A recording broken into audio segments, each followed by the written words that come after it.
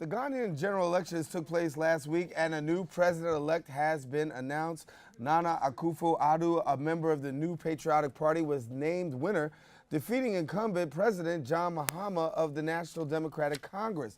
Now, here to tell us more about his experience during the country's most anticipated election, we welcome Kenneth Ejapon, director at NET2 TV in Ghana, and all the way from Ghana right here on the set of Open. Welcome, Kenneth. Good to have you. Likewise. Thank you. Your opportunity to really have, this first election under your belt here. Talk to us about, first of all, the experience. It was really exciting because on our station, we had a countdown for the past 2 years. So then when it was getting real close by, I'm like, wow, like it's 12 hours, 8 hours, and then boom, the elections happened.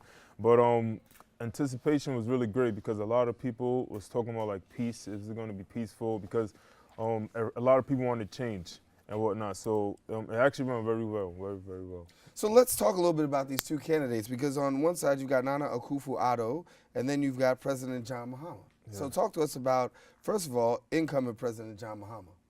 Well, to me, I think he was okay, but he could have done way better because I actually moved to Ghana 2 years ago, and within the 2 years I've been there, like it's been very hard. Like oil prices go up, like for the gas. One example I always give is when I first moved to Ghana, I bought a salad for 8 cities. That's about $2. Mm-hmm. And then 6 months later, that same salad was 12 cities, but it was smaller. That's about $4. And then out of nowhere, it became $6.50. So a lot of things were going up, but the cost of living was still low. So I think Ghanaians and everybody else need to change. Mm-hmm. So we have the main opposition leader, Nana Akufo-Addo, and he said that he was quietly confident that he'd be able to steal the victory. The election results still in the balance, but let's talk about Nana Akufo-Addo. Yeah, this is actually his third time running back-to-back for the NPP party. And this time I think the strategy was very well because they focused more on the youth and whatnot, because usually like it's more about the adults and everything. But this time focusing more on the youth and the universities and the tertiary schools and stuff, I think it helped them a lot because the youth of the new millennium are the people who want change and also are the future of the country itself. Because if you have like older person, like they won't really care much about what they're losing or their benefits and whatnot. But if you have a youthful person or a young person, like they think about, oh, this is happening in this country, this is happening here and here and there. So they actually really wanted to change. And we see the map of Ghana and we see how big Ghana is, and I'm looking around, I'm seeing how big the whole country is. A lot of needs in the country. What are some of the major needs that people are talking about within Ghana? Like if you go like towards the upper and the northern regions, like more of like clean water. Clean water like is still a big problem. And then really of the major problem is the electricity, because with the NDC party, which was in power before, they spent so much money on things that wasn't needed, but like electricity is mostly needed because like for the factories, television, radio, like everything, like how here in America, like a good example, like New York, the amount of energy New York City uses alone could provide for the whole Africa itself. Mm-hmm. So imagine if we don't have no electricity, like you pay for electricity bill and then the lights is off, but you still have to pay. So that was one of the major problems, like, is the electricity.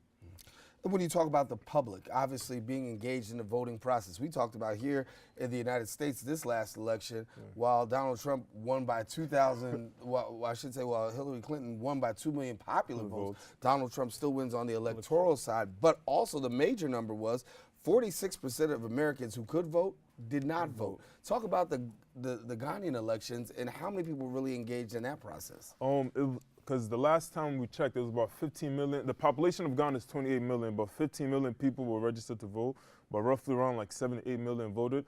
But the funny thing is the parts of where John Mahama actually lost was actually like in the northern and the Volta region. They actually just didn't vote because they said they was tired of all the promises the party was giving to them, but they never fulfilled it. They only come up there when it's time for an election and whatnot. So they lost a lot of votes in the northern and the Volta region. Mm-hmm. But a lot of people like in the central and the Ashanti region, the Greater Accra region, really voted. So how long before we get official results, do you think?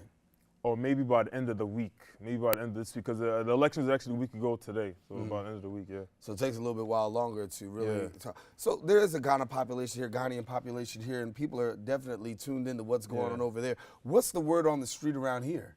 Oh, here, I think a lot of people are, to be honest, are happy because it's changed, because the NDC has been in power for the past 8 years. So I guess like people are tired, like maybe it's always like a refresher. So like a new government coming in, I think is gonna really help, and I guess it will let more people go back home, and will like more investment, because I know Akuffo won't be sworn in until January 7th, so still a couple more weeks. And so when we talk about change being here, that's what's going on in America. Yeah. You know, you have two candidates who are talking really about change, and then you've got in Ghana the same thing, the same message being talked about.